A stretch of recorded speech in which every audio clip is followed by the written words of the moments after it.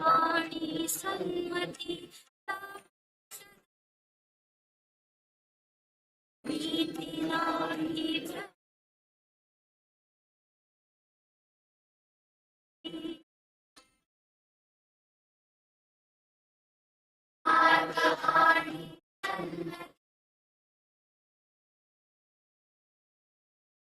भीती नाही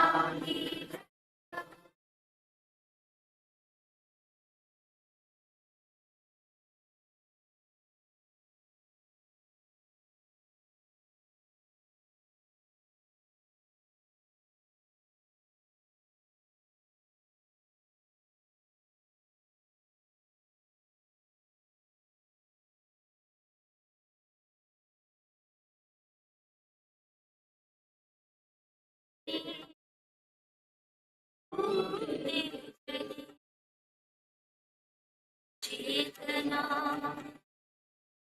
विश्वास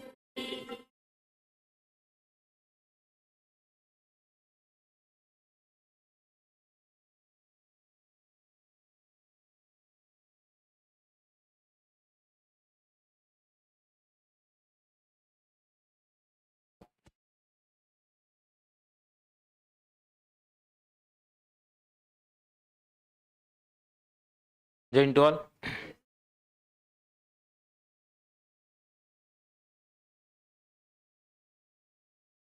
बघा टार्गेट डे 11 आपला डे 3 मध्ये आज होतं सार्वजनिक वित्त आणि कर रचना. ठीक आहे. रिव्हिजन चालू आहे क्वालिटीची, हे जास्त महत्त्वाचं आहे. नसेल तर माझं अवेअर करणं काम आहे. ठीक आहे. लक्षात घ्या क्वालिटीची रिव्हिजन जर सोबत कंटिन्यू ठेवाल तरच काहीतरी उपयोग होईल याचा. जर आता इथून पुढे आपण जेव्हा प्रत्येक सब्जेक्टला जाऊ बरोबर आहे ना, तर तेव्हा जे आहे त्या अनुषंगानं महत्त्वाचं आहे की तुमचा मागचा जो काही आपला सब्जेक्ट झाला त्याचा टच नाही जायला पाहिजे है ना. तो बेसिकली मग त्या पद्धतीने प्रिपेअर करा. ते विंडो लावून घ्या बरं.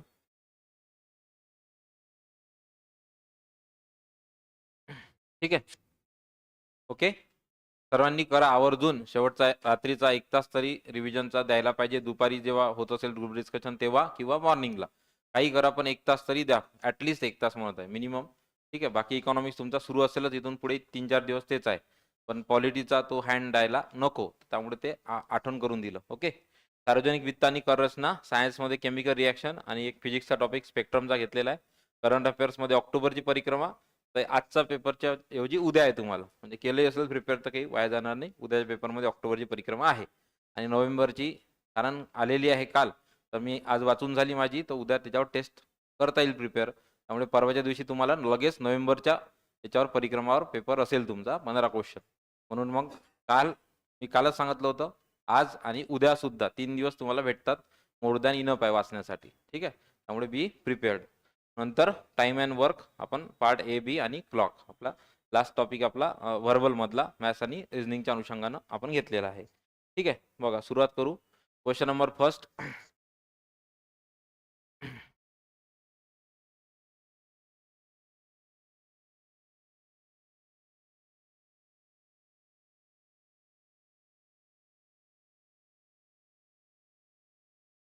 बघा चालू केंद्रीय अर्थसंकल्पात लिंगभावाच्या आधारावर अर्थसंकल्पातील वाटा हा 24-25 मध्ये 6.8% होता, तर तो मग 25-26 साठी पर्यंत वाढलेला आहे. म्हणजे सरळ सरळ स्टेट आहे तुमचा इकॉनॉमिक सर्वेतला पहिलाच क्वेश्चन आपण जे आहे मांडलेला आहे तो. ठीक आहे. तर त्या अनुषंगानं काल एक लॉजिक सांगितलं होतं, ते आपण जे बोललो होतो काल किंवा परवाच्या अनुषंगानं, की एकतर कॉमन लॉजिक आहे, जर कॉमन लॉजिक नसेल तर त्या चौघापैकी काय वेगळं आहे आठवते का त्या दिवसचं सांगितलं तुम्हाला, की त्या चौघापैकी वेगळं जो आहे ऑड फिगर ते तुमचं उत्तर असते बरेचदा. तर मग तुम्ही नाही तर म्हणाल की सर त्या दिवशी आपण जस्टिफाय केलं होतं कॉमनचं, मग इथे 0.80 कॉमन दिसते बरोबर आहे. पण इथे लक्षात घ्या मी त्यामध्ये तेही सांगितलं होतं तुम्हाला दुसरं, आठवत असेल होतं ना सांगितलेलं, तुम्हाला म्हटलं होतं की ऑड फिगरचा विचार करा, जर ते नसेल तर हे तिघातलं साम्य काय आणि त्यातला ऑड मॅन आउट हा तुमचं जनरली उत्तर असतं. मग इथे जे लोक कॉमनच्याच विचारानं गेले त्यांचा हा क्वेश्चन चुकला असेल.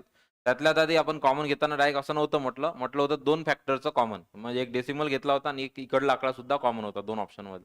असं इथे आहे का कुठेही नाही. मग पेपर सेटरनं काय केलेलं आहे, एक स्पेसिफिक फिगर त्याच्या माइंडमध्ये आहे त्या पद्धतीनं सेट करून त्यांना 3 ऑप्शन सेट केलेले आहे आणि मग मुद्दाम तुम्हाला काहीतरी वेगळे पण स्मार्ट क्ल्यू द्यावा त्याने, तर म्हणून बघू शकता तुम्ही 3 ऑप्शनमध्ये सिमिलरिटी आहे. एक दुसरा ऑप्शन मध्ये काय ऑड मॅन आउट आहे, तेच तुमचं एक्झॅक्ट फिगर आहे. Answer option 2 8.86. ठीक आहे. तर नसेल माहिती तर त्या अँगलनं जायला पाहिजे. त्याचं उत्तर आहे 8.86. ठीक आहे, पर्सेंट पर्यंत वाढलेला आहे. 100% याच लॉजिकनं त्यानं अपेक्षित आहे पेपर सेटरला सुद्धा याच लॉजिकनं तुम्ही उत्तर द्यावं. ठीक आहे. नेक्स्ट पुढचा क्वेश्चन, कोणती विधाने लेखापालनाच्या फायद्यासंदर्भात आहे? फायद्यासंदर्भात आणि लेखापालनाच्या, कारण की आपला सिलेबस आपण वाचून घेतलाय पहिल्याच दिवशी आपण बघितलं, त्यामध्ये आहे लेखापरीक्षण. ओके, तो बेसिकली मग ऑडिटरच्या अनुषंगानं कोणता फायदा आहे वाचू आपण. सर्व आर्थिक व्यवहाराची नियमित नोंदी झालेली असल्यामुळे ही माहिती भविष्यकाळात संदर्भात वापरता येते. बरोबर. पुरावा म्हणून देखील खाते पुस्तकी माहितीचा उपयोग करता येतो. स्मरणशक्तीवर अवलंबून राहण्याची गरज राहत नाही, त्यामुळे व्यवहारात सातत्य टिकून राहते आणि आर्थिक व्यवहारात नियंत्रण ठेवणे शक्य होत नाही. बरोबर आहे. तर इथे लक्षात घ्या, शक्य होतेच म्हणणार ना, ऑब्विसली लेखापालनाच्या फायद्यासंदर्भात बोलणार आहे. आणि मी सांगितलंय तुम्हाला की जर टायटल पॉझिटिव्ह असलं तर उत्तर नेहमी पॉझिटिव्ह असतं, टायटल निगेटिव्ह असलं तर आन्सर निगेटिव्ह असतं. आणि आपण त्या अँगलनं डील सुद्धा केलेलं आहे याच्या आधी क्वेश्चन, की सगळ्यांना नवीन क्वेश्चन होता, हा काही सोर्समधून आलेला नाही आहे कोणत्याच, पण तुम्ही तिथं बेसिक सेन्स लावायला पाहिजे. आणि ऑप्शनमध्ये योगायोगानं वरील सर्व आहेच. द इलिमेंट करून जे उत्तर असेल आन्सर ऑप्शन 2. आहे का कोणी वरील सर्व करणारं फ्लोमध्ये? ठीक आहे, प्रामाणिकपणे हात वर करा, कारण की जर तुम्ही चुकवाल लपवाल तर माझं त्याच्यावर काय लॉजिक राहील ते लक्षात नाही येणार तुमच्या. त्यामुळे एकाचा जरी चुकला तर तुम्ही जे आहे कलेक्टिव्ह हात म्हणजे एकानं वर करा. मी त्याच्यावर सांगतो मग एक्सप्लेनेशन तुमची सायकॉलॉजी. नेक्स्ट क्वेश्चन नंबर 3, राजकोषीय तूट बद्दल क्वेश्चन विचारलेला आहे. कोणते विधाने बरोबर आहे राजकोषीय तूट बद्दल? ठीक आहे, बघा, एकूण उत्पन्नातून एकूण खर्च वजा केला असता येणारी रक्कम, अंदाजपत्रकीय तूट व शासनाने बाजार उभारलेली कर्जे व शासनाचे दायित्व यांची बेरीज. बरोबर आहे. बघू आपण, महसुली येणे व भांडवली येणे यांच्या बेरजेतून एकूण खर्च वजा केला असता येणारी रक्कम आणि अंदाजपत्रकीय तूट व महसुली येणे यांची बेरीज होय. विचारलं काय टायटल मध्ये? राजकोषीय तूट. योगायोगाने इथं सर्व नाही आहे वरील ऑप्शन. 100% ड तर तुमच्या इलिमिट करता आलं पाहिजे तुम्हाला, किंवा अंदाजपत्रिका तूट आणि महसुलीचा राजकोषीय तुटीचा काही संबंध नाही. मग 2 ऑप्शन आहे, अ ब क किंवा ब क. मग आपल्याला फक्त अ चेक करायचा आहे, ब क कॉमन असल्यामुळे तो 100% बरोबरच आहे. अ वाचू, एकूण उत्पन्नातून एकूण खर्च वजा केला असणारी रक्कम राजकोषीय तूट आहे का? नाही. ठीक आहे, त्यामुळे अनुषंगानं ब आणि क उत्तर आहे. अंदाजपत्रिका तूट व शासनाने उभारलेली कर्जे, हे खूप महत्वाचं आहे. कर्जे आणि दायित्व आणि महसुली येणे आणि भांडवली येणे याचा वजाबाकी. बरोबर आहे. त्या अनुषंगानं याचं उत्तर आहे ब क. पुढचा, महसुली खर्चाबाबत कोणते विधान बरोबर आहे? आजचा पेपर सोपा गेला की कठीण गेला? काय एकंदरीत मत तुमचं ॲव्हरेज? ठीक आहे. सार्वजनिक वित्त हा टॉपिक जे आहे वाटते सोपा, पण तिथं वेळेवर चुकतो आपण. त्यांना सोपा गेला असेल आज लक्षात येईल तुम्हाला ट्रॅप काय. ओके, कारण की कसं आहे, सगळेच बरोबर वाटतात वेळेवर. क्वेश्चन नंबर 4, महसुली खर्चाबाबत कोणते विधान बरोबर आहे? महसुली खर्च, भांडवली खर्च हा प्रामुख्यानं तुम्हाला माहित असला पाहिजे. महसुली जमा, भांडवली जमा, महसुली खर्च आणि भांडवली खर्च. पगारावर होणाऱ्या खर्चाचा समावेश. होल्डवर ठेवू. केंद्राद्वारे राज्यांना दिल्या जाणाऱ्या कर्जाचा, आता तुम्ही सांगा कर्ज दिलं, भांडवली खर्चाचा विषय असणार आहे. विचारलं काय? महसुली. त्यामुळे ब तर गेला तुमचा. ठीक आहे, आन्सर ऑप्शन अ आणि क. म्हणजे 2 सेंटेन्स न वाचता या प्रश्नाला मी डील करू शकलो असतो डायरेक्टली इलिमिनेशननं.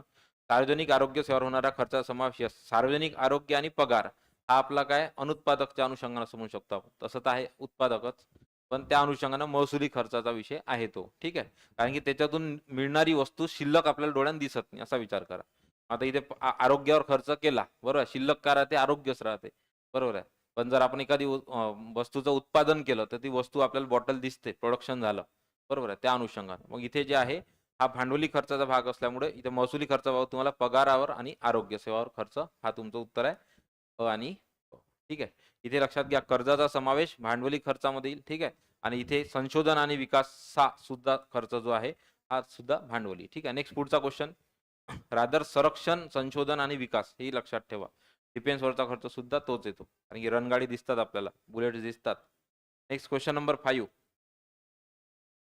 भांडवली प्राप्तीत खालीलपैकी कशाचा समावेश होतो? बघा, पहिले तर ड ऑप्शन डायरेक्टली गेलं पाहिजे आपला. वस्तू आणि सेवावरील कर जीएसटीचा आणि मग त्याचा भांडवली प्राप्तीचा, कारण की कर महसूल आहे तो महसुलाच्या अनुषंगानं. ठीक आहे, त्यामुळे आन्सर ऑप्शन इथे ड तर गेला तुमचा. तर वाचू आपण, भांडवली प्राप्तीत पूर्वी दिलेल्या कर्जाची वसुली आणि निव्वळ व्याजातून घेतलेली कर्ज. ठीक आहे, तर उत्तर काय अ आणि ब. 2 मिनिटं, उत्तर 3 असायला पाहिजे. चेक करतो मी. येस, 5चं उत्तर 3 आहे. ठीक आहे, अ ब क, सॉरी माय मिस्टेक. ठीक आहे, इथे भविष्य निर्वाह निधी, कारण की पीएफ पीएफ म्हणजे काय, नथिंग बट जे गव्हर्नमेंट सर्वंट होते, आता जे न्यू पेन्शन स्कीम आहे त्यानुसार हा कन्सेप्ट बदलला आहे. पण आधी जे होल्ड पेन्शन स्कीम होती 95 पर्यंतची, आता पीएफ प्रॉव्हिडंट फंड, बरोबर आहे. मग हा प्रॉव्हिडंट फंड माहिती आहे की सरकारी सेवक हा 58 ला निवृत्त होतो, मग तोपर्यंत एक पीएफची एक विशिष्ट रक्कम त्या खात्यामध्ये जमा होत होती. आणि तो पीएफ इनडायरेक्टली कोण वापरत होतं, केंद्र सरकार किंवा राज्य सरकार, केंद्र सरकार, बरोबर आहे. मग तो वापरत होतो आणि माहिती आहे की हा एम्प्लॉई 58व्या वर्षी रिटायर झाल्यानंतर त्याला तो परत द्यावा लागेल. म्हणून ॲज अ तो काय बँक म्हणून काम करत होता, कोण, केंद्र सरकार, त्या पीएफ बाबत. मग तो सुद्धा भाग कशाचा आहे आपला, भांडवली. ठीक आहे, त्यामुळे आन्सर ऑप्शन इथं भांडवली प्राप्ती म्हटलंय, भांडवली जमा. ठीक आहे, काय अ ब क, आन्सर ऑप्शन 3 आहे. Okay, next question number 6. कोणते विधान बरोबर आहे भारतीय अर्थसंकल्पाबाबत? ठीक आहे, सरळ सरळ हा क्वेश्चन कंबाईनचाही आवडता आहे. अशा टाईपचा क्वेश्चन कधी येऊ शकतो. ठीक आहे, की इकॉनॉमिक सर्वे काय बरोबर आहे. एक तर सगळ्यात पहिले जमा खर्च दाखवतो, राजकोषीय तूटही दाखवतो, प्राथमिक तूट आपल्याला कशी काढायची माहिती आहे, व्याज खर्च वजा, आणि भारतीय अर्थसंकल्पाचा दस्तऐवज हा महसुली तूट दर्शवतो. चारही सेंटेन्स काय बरोबर. Next question number 7.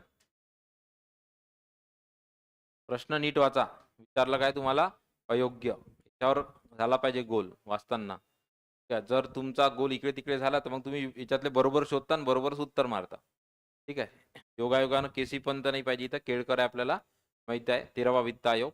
त्यामुळे 12, 14 आणि 15 बरोबर आहे. अयोग्य म्हटलंय फक्त ब, आन्सर ऑप्शन 2.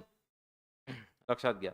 15 वित्त आयोग एन के सिंग, त्यानंतर 16वा आता अरविंद पनगाडिया. ठीक आहे, 14 वित्त आयोग आहे रंगदेला केळाला रेड्डीनं, ते रंगराजन, नंतर केळकर, नंतर रेड्डी, त्यानंतर एन के सिंग, त्यानंतर अरविंद पनगाडिया. ठीक आहे, 12, 14 आणि 15 अयोग्य फक्त ब आहे. ठीक आहे, नेक्स्ट क्वेश्चन नंबर 8. ज्यांना पॉलिटीमध्ये होमवर्क दिलं असेल हा क्वेश्चन बरोबर असेल त्यांचा, मी दिलं होतं त्या दिवशी. अनुच्छेद 275 आठवते आणि 282 नसेल केलं तर आज पुन्हा करा. 282 आणि 75 मध्ये काय फरक आहे, स्वैच्छिक अनुदाने आणि वैधानिक अनुदाने, त्या प्रॉपर करा बरोबर. आणि अनुदाने आणि त्यांचे प्रमाण हे कोण ठरवते, कोण ठरवते, यस का वेळ, कोण आहे, आर्टिकल 280 अंतर्गत वित्त आयोग.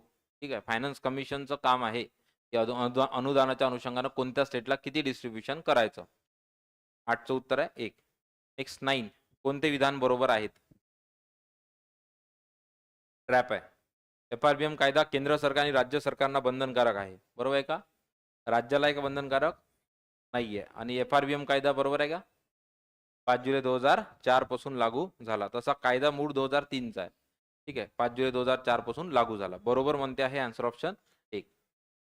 परवाच्या दिवशी लेक्चरमध्ये मी बहुतेक कालच सांगितलं होतं कशाच्या डेट अपेक्षित आहे आयोगाला, त्यातली ही एक डेट महत्वाची आहे. Next question number 10.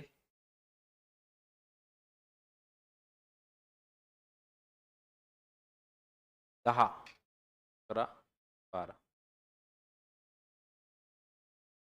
व्याज देयक वजा केल्यानंतर प्राथमिक तूट प्राप्त होते, कशातून काय काढतो आपण, फॉर्म्युले पाठ पाहिजे. आणि डेफिसिटचे फॉर्म्युले जोपर्यंत पाठ कराल तोपर्यंत चुकणार आहे, ज्या दिवशी समजून घ्याल त्या दिवशी ते बरोबर येणार. त्यामुळे प्रामुख्यानं त्यासाठी त्या गोष्टी समजून घ्या. डेफिसिटचे फॉर्म्युले तुटीचे जे आहे पाठ करण्यानं होत नाही, बरोबर आहे. प्राथमिक तूट म्हणजे आपल्याला माहिती आहे राजकोषीय तूट वजा व्याज अनुदाने, व्याज देयके, सॉरी. ठीक आहे, तर त्याला म्हणतो आपण काय, प्राथमिक तूट, बरोबर. आणि एक दुसरा आहे रेव्हेन्यू डेफिसिटचा, इफेक्टिव्ह रेव्हेन्यू डेफिसिट. तर त्याच्यामध्ये आपल्याला माहिती आहे काय काढतो, अनुदाने वजा करतो, महसुली तुटातून अनुदाने जेव्हा काढतो त्याला आपल्याला भेटते इफेक्टिव्ह रेव्हेन्यू डेफिसिट. हे दोन फॉर्म्युले डिराईव्ह केलेले आहे, त्यामुळे हे आयोगाचा विचारण्याचा कल जास्त आहे. ओके, तर प्राथमिक तूट, राजकोषीय तूट, आणि हे इथे लक्षात घ्या स्टार, राजकोषीय तूटचे जे फॉर्म्युले आहेत 4 ते 5 वेगवेगळे आहे आणि ते कसे काढले याच्यावर आयोगानं क्वेश्चन विचारलेला आहे आतापर्यंत. तुम्हाला कोणताही फॉर्म्युला येऊ शकतो. आजचं होमवर्क आहे की राजकोषीय तुटीचे जे काही 4-5 फॉर्म्युले आहे ते समजून घ्या.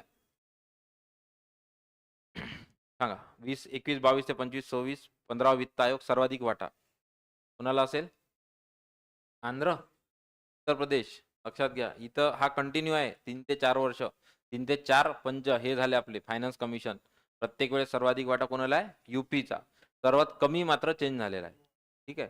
त्यामुळे तो लक्षात ठेवता. 13वा आणि 15वा वित्त आयोगामध्ये तो आकडा स्टेटचा चेंज झालेला आहे. उत्तर प्रदेश महत्वाचा आहे सर्वाधिक वाटा तोच आहे कन्सिस्टंटली 4-5 फायनान्स कमिशन पासून. कारण की लोकसंख्या हा प्रमुख निकष आहे. आता सुद्धा लोकसंख्येचा काय प्रमुख निकष आहे. लॉजिक आहे ना. कोणाला वाटा जास्त असणार आहे? लोकसंख्येचा निकष आपल्याला माहिती आहे. किती टक्के? जवळपास 45 ते 50% वाटा. भारतातून सर्वात जास्त कोणत्या स्टेटची आहे? युपी. लॉजिक आहे. Answer option 4. कोणती साधने करेतर उत्पन्नाची साधने आहे? नॉन टॅक्स आहे, नॉन टॅक्स. प्रश्न बरोबर वाचा आणि हे समजून घ्या. करेतर म्हणजे काय होते? कर वगळता. करेतर इतर म्हणजे करेतर म्हणजे वगळता. तर नॉन टॅक्स सर्वच आहे. कर्ज नॉन टॅक्स, देणगी, फी आणि मुद्रांक शुल्क हे चारीच्या चारी आपले नॉन टॅक्स आहे. Question number 13. सार्वजनिक खर्च वाढण्याची प्रमुख कारणे कोणती? हे नथिंग बट सांगितलंय. बरोबर आहे की जसं जसं आपण प्रगत होत जातो बरोबर किंवा कोणत्याही राष्ट्राची प्रवृत्ती सार्वजनिक खर्च करण्याची हे नेहमी काय असतो? कल याचा वाढता असतो. ठीक आहे. तर याच्या अनुषंगाने विचारलं तुम्हाला त्याची कारण कोणती आहे की सार्वजनिक खर्च दिवसेंदिवस आपल्याला दिसते आहे की अर्थसंकल्पाचा आकडा फुगवतच आहे. कधी आपण पाहिलं नाही की कॉन्ट्रॅक्ट झाला. ठीक आहे. मग हे कारण काय? प्रशासकीय यंत्रणेचा विस्तार ऑब्विसली. जेवढे काही राज्य होते आता आणखी राज्याची संख्या वाढली, जिल्ह्याची वाढणार आहे. बरोबर आहे. राष्ट्रीय उत्पन्नातील वाढ, यस. लोकसंख्येतील वाढ हा प्रमुख घटक आहे. बरोबर आहे. आणि नंतर किंमत पातळीतील वाढ. कारण की महागाई वाढली का मग पीडीएस लोकांना खुश करण्यासाठी माहिती आहे सर्वांना बिहार 10,000 बरोबर. तर मग हे प्रमुख कारणे कोणती? Answer option 4. हळूहळू प्रत्येक राज्यात बीजेपी दिसेल, प्रत्येक राज्यात लाडकी बहीण दिसेल है ना. 13चं उत्तर आन्सर ऑप्शन 4 वरीलपैकी सर्व. पण हे खूप घातक आहे चांगल्या लोकशाहीसाठी. ठीक आहे. ते आता आपण बोलू नाही शकत. जाऊ द्या. ठीक आहे. 14. जेंडर बजेट म्हणजे काय? जेंडर बजेट म्हणजे काय? ठीक आहे. काय उत्तर? सामान्य अर्थसंकल्पातच आहे फक्त महिलांसाठी स्वतंत्र तरतूद आहे. वेगळा अर्थसंकल्प असं उत्तर काही करू नका. आणि पेपर सेटरला ऑप्शन सुटलं नाही मग त्यानं काय केलाय? पहिला पुरुषासाठी वेगळा अर्थसंकल्प ही वेळ यायची अजून है ना. तर आन्सर ऑप्शन याचं काय? 4. सामान्य अर्थसंकल्पात महिलांसाठी स्वतंत्र तरतूद. ठीक आहे. जेंडर बजेटचं उत्तर. नेक्स्ट 15. रचनात्मक सुधारणा म्हणजे काय? हा थोडा आउट ऑफ बॉक्स जातो हा क्वेश्चन एक. कारण की हा क्वेश्चन आहे आपला एलपीजी संदर्भात. एलपीजी संदर्भात ज्या दोन गोष्टी आपल्याला माहित आहे. रचनात्मक सुधारणा बरोबर आहे. त्याच्यामध्ये स्ट्रक्चरल ऍडजस्टमेंट प्रोग्राम आहे आणि एक आहे स्टॅबिलायझेशन प्रोग्राम. एलपीजी जेव्हा लागू झाला आपल्याला माहिती आहे त्या अनुषंगाने. त्यातलं विचारलंय तुम्हाला स्टॅबिलायझेशन किंवा स्ट्रक्चरल ऍडजस्टमेंट. रचनात्मक सुधारणा म्हणजे काय? तिन्ही गोष्टी आहेत. दीर्घकालीन उपाय करणे, अर्थव्यवस्थेच्या पुरवठ्याच्या बाजूस सुधारणा, मागणी सोडून पुरवठा आणि नंतर आर्थिक वाढीतील अडथळे दूर करणे. मग लायसन्स राज संपवला. आन्सर ऑप्शन काय? 4 वरील सर्व. Next question number 16, 70. ओके. आता 16वा क्वेश्चन आहे तुम्ही आरामात घेतलं पाहिजे. 2001 मध्ये लिंग आधारित अर्थसंकल्पाची गरज असल्याचा विशेष संदर्भ देण्यात आला होता. नंतर पुढे वर्गीकरण या संदर्भात इथे स्टार करा आणि कंटेंटमध्ये ऍड करून घ्या. अशोक लाहिरी समिती होती. कशासाठी? जेंडर बजेटसाठी.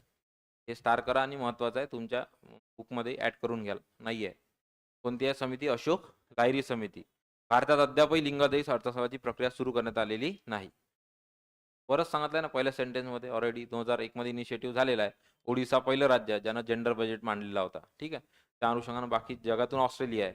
तर नाहीच्या जागी आहे पाहिजे होतं. विचारलं काय होतं तुम्हाला? विधान क टू आहे. Answer option 3.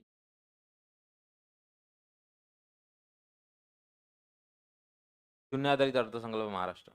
Next gender budget Odisha आहे. नेक्स्ट 16चं उत्तर आहे 3. विधान क चूक आहे. ठीक आहे. क्लिअर? Okay done. किती जणांचा चुकला? अजून? ओके. नेक्स्ट पुढचा क्वेश्चन. राजकोषीय पत्राची मुदत. लॉजिक आहे. राजकोषीय पत्रांची मुदत. ठीक आहे. यात किती असली पाहिजे? एक ऑप्शन घेऊन त्याला दुप्पट केलं तर आन्सर यायला पाहिजे. 182, 91 2 182, 182 2 300, 64. ठीक आहे, हा ऑड आकडा आहे 368. विचारलं होतं मुदत अ क ड. आन्सर ऑप्शन 1 राज्यसेवा मुख्य 2022 किंवा 20चा असेल. 17चं उत्तर आहे 1 अ क आणि ड. ट्रेझरी बिल्स म्हणतो त्याला आपण. त्याचा अधिकार फक्त केंद्र सरकारला आहे, लक्षात ठेवा. राज्य सरकार ट्रेझरी बिल्स अगेन्स्ट काढू शकत नाही. कोणत्या समितीची स्थापना वित्तीय जबाबदारी आणि अर्थसंकल्पन व्यवस्थापन कायदा 2003 दॅट इज FRBMच्या पुनर्विलोकनासाठी करण्यात आलेली होती. तर चुकीनं मग जे आहे मी केळकर समिती पहिला ऑप्शन नाही दिलेला आहे. तर प्रश्न न वाचता तुम्ही उत्तर टिक केलं असतं, पण FRBM 2003चं पुनर्परीक्षण, मग पुनर्परीक्षण 2016ला कोणती समिती आहे? NK सिंग समिती. Answer option 4. कंबाईन मध्ये 3दा रिपीट झाला हा क्वेश्चन तुमच्या प्रिलिम्स मध्ये. एकदा हा क्वेश्चन दुसऱ्यांदा विचारलं पुन्हा त्याच समितीचं नाव, तिसऱ्यांदा विचारलं त्या समितीनं FRBM ला नाव काय दिलंय. बरोबर आहे, physical responsibility budget management and system FRMSS, आणि खाली चौथा ऑप्शन होतं. म्हणून जे आहे कुठलंही तुम्ही निग्लेक्ट करू नका PYQ ला. नेक्स्ट पुढे क्वेश्चन नंबर 19. सार्वजनिक कर्जाचा परिणाम खालील बाबीवर होतो. उत्पन्न व संपत्तीच्या वाटणीत, यस ऑब्विसली गरीब श्रीमंताची दरी. किंमत पातळी होतेच, बरोबर आहे. तिसरं कर वाढ. सार्वजनिक कर्ज काय होते? कर्ज जर सरकारवर जास्त झालं तर टॅक्सेशन वाढवल्या जाते, नागरिकांकडून ते घेतल्या जाते, जसं लाडकी बहीणमुळं. नंतर चौथा विकास. विकासाच्या नावावर होणार आहे सार्वजनिक कर्जाचा परिणाम. त्यामुळे आन्सर ऑप्शन 4. तर चुकीने अबकचा विचार करू नका. सार्वजनिक कर्जाचा परिणाम खालील बाबीवर होतो. मग कर्ज कमी घेतलं तर विकासा संकुचित होऊ शकतो, आणि गव्हर्नमेंट जर विकास करायला पैसाच नाही. कर्ज जास्त घेतलं तर ह्या 3 गोष्टी निगेटिव्ह आहे. करवाढ होते, किंमत वाढते, उत्पन्न वाढते, पण हा एक विकास काय पॉझिटिव्ह आहे. मग तुम्हाला तिथं विचारलं नाही येते ना की सार्वजनिक कर्जाचा सकारात्मक किंवा नकारात्मक परिणाम. त्यांना जर असं विचारलं असतं की सार्वजनिक कर्जाचा नकारात्मक परिणाम, बरोबर आहे, त्या अनुषंगाने मग विचार केला असता आपण अबकचा. आलं लक्षात? त्याच्यामुळं तसा विचार करू नका, कारण ऑप्शन आहे सेट अबक. आणि याचं उत्तर काय? Answer option 4. नेक्स्ट पुढे क्वेश्चन नंबर 20. राजकोषीय तूट सांगितलं, आणि इथेच आहे उत्तर तुम्हाला. जे वेगवेगळे 4 फॉर्म्युले आहेत ते तुम्हाला व्यवस्थित करावे लागले. यातले 2 फॉर्म्युले लागू आहे. राजकोषीय तूट फिस्कल डेफिसिट म्हणजे काय? महसुली प्राप्ती, भांडवली प्राप्तीतून वर एकूण खर्च, आणि ही रक्कम नेहमी आपल्या भारत सरकारची निगेटिव्ह. अंदाजपत्रकीय तूट सोबत हा शब्द आला तर राजकोषीय तूटला नाकारूच नका, कारण की कर्ज आणि इतर दायित्व केंद्राचं इक्वल्स टू असते आपली फिस्कल डेफिसिट. तिसरं भांडवली प्राप्ती, भांडवली खर्च हे भांडवली तूट झाली. महसुली प्राप्ती, महसुली खर्च ही महसुली तूट झाली. विचारला काय प्रश्नामध्ये पहा, राजकोषीय तूट, म्हणून उत्तर काय असायला पाहिजे? आहे का कोणी वरील सर्व? Please raise the hand. है ना? मला प्रश्न वाचा पुन्हा. राजकोषीय तूट, बरोबर आहे. तर जे प्रश्न विचारला मी इकॉनॉमिक्सला पहिल्या दिवशी सांगितलं होतं. इकॉनॉमिक्सचे प्रश्न जास्त चुकतात, जास्त विचार करतो आणि प्रश्न विसरून जातो उत्तर देता देता. ठीक आहे, सवय लावा आत्ताच, हाच वेळ आहे. कोणता खर्च गैरविकास खर्च नाही? वैद्यकीय सुविधा, ठीक आहे, विकासात्मक खर्च आहे. आरोग्य, शिक्षण याच्यावरचा खर्च लक्षात घ्या, आपला विकासात्मक खर्च आहे असा गृहीत धरल्या जाते. मग त्यात आणखी एक कॅटेगरी आहे, अनुत्पादक खर्च आपण जसं म्हणतो. तर तो आपल्याला म्हणजे संरक्षणावरचा खर्च वगैरे, ठीक आहे, त्या अनुषंगानं घेतला. किंवा व्याज देणं, कर्ज घेतल्यानंतर कर्जाची रक्कम परत करणं बरं वाटते, पण त्याच्यावरचं व्याज देता देता, म्हणजे रादर आता भारतीय अर्थसंकल्पामध्ये सध्या सर्वात जास्त आपला खर्चाचा विषय काय? व्याज, बरोबर, व्याज खर्च. वैद्यकीय सुविधा लक्षात ठेवा, हा आपला विकासात्मक खर्च आहे. गैरविकास खर्च नाही म्हणजे इथे लगेच लिहून घ्यायचं विकासात्मक, ते चुकत नाही आणि वेळ जात नाही खालचे 3 ऑप्शन शोधण्यात. जसं तुम्ही इथं विकास लिहाल, तुम्ही पॅरलल रीडिंग कराल. जर तुम्ही इथं विकास लिहिला नाही, तुम्ही प्रत्येक वेळेस संरक्षण वाचाल, हा प्रश्न वाचा. गैरविकास खर्च नाही, संरक्षण, इथं विचार कराल. तुम्ही वाचाल पोलीस, पुन्हा वाचाल गैरविकास खर्च नाही, पोलीस, म्हणजे हा नथिंग बट 36 सेकंदाचा क्वेश्चन, तुम्ही आरामात त्याला चौपट वेळ घेताय प्रत्येक ऑप्शन वाचू वाचू. म्हणून जेव्हा जेव्हा लक्षात ठेवा ही टेक्निक, जेव्हा जेव्हा क्वेश्चन हा डबल निगेशन असतो तेव्हा त्याला पॉझिटिव्ह करून घ्यायचं तिथेच. त्यानं काय होते की ऑप्शन वाचताना पॅरलल रीडिंग करून आपण कमी सेकंदात उत्तर काढू शकतो. समजलं? आजचा महत्वाचा पॉईंट आजच्या लेक्चरचा. नेक्स्ट 22. 87-88 नंतर केंद्र सरकारचे सार्वजनिक खर्चाचे वर्गीकरण केले जाते. कोणते आहे? डेव्हलपमेंट अँड नॉन डेव्हलपमेंट, ठीक आहे, विकास आणि विकासेतर खर्च. आणि रिसेंटली आता 2016-17 पासून कोणता आहे ते होमवर्क आहे तुम्हाला. मलाही मिळतं अरुण जेटली, ठीक आहे. तर 17-18 पासून काय चेंजेस झाले लक्षात ठेवा याच्यामध्ये. 2016-17, 17-18 ठीक आहे. त्या अनुषंगानं जे खर्चाचं वर्गीकरण आहे ते आता 87-88चं ते आहे ते बंद झालं आहे. नवीन काय इंट्रोड्यूस आहे आता ते तुम्ही बघा. सांगू नका कोणी ते. ठीक आहे. तुम्ही बघा. आलं लक्षात? हे होमवर्क आहे आज. कुठे वाचाल? सार्वजनिक वित्त टॉपिक बघा.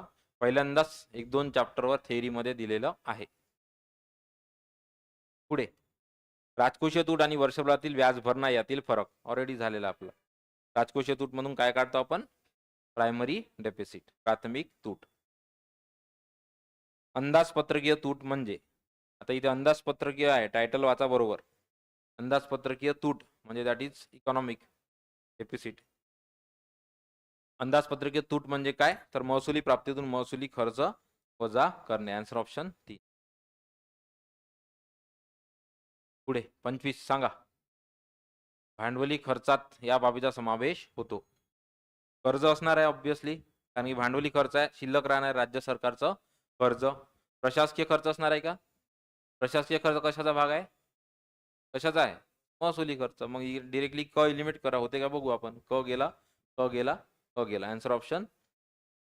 आणि नेहमी लक्षात ठेवा, जर मल्टी स्टेटमेंट आलं आणि टायटल मध्ये असेल महसुली खर्च, भांडवली खर्च, तर लिहून घ्या तिथे इलिमिनेशन लावा. लवकर उत्तर मिळेल. तुम्ही जर एक एक ऑप्शन शोधाल तर वेळ जास्त जाईल. नेहमी जेव्हा टायटलमध्ये महसुली खर्च, भांडवली खर्च असते आणि मल्टी ऑप्शन जर असतील तर डायरेक्टली इलिमिनेशन लावा. आयोगानं त्याच अँगलनं तो क्वेश्चन सेट केलेला असतो. 25चं उत्तर आहे 3. नेक्स्ट पुढे क्वेश्चन नंबर 26 सोपा आहे, सांगून द्या. बॅलन्स बजेट कशाला म्हटलं? ते 3 प्रकार आहे बजेटचे. 3 आहे लक्षात ठेवा. ठीक आहे. सरप्लस आहे, डेफिसिट आहे आणि बॅलन्स बजेट आहे. सरप्लस मध्ये जे आहे जमा जास्त आपल्याला खर्चापेक्षा. डेफिसिट मध्ये जे आपण भारत नेहमी वापरते ते आपण खर्च जास्त दाखवतो, कारण की आपली अर्थव्यवस्था ग्रो केली पाहिजे म्हणून. बरोबर. आणि तिसरा प्रकार आहे बॅलन्स बजेट. त्याच्यामध्ये दोन्ही समतोल असतं. ठीक आहे. खर्च आणि आपला एकूण फायदा. ठीक आहे. आता इथे काय जमा तर म्हणते अंदाजपत्रक म्हणजे काय? तर इथे सार्वजनिक महसूल आणि सार्वजनिक खर्च हा समान असणे.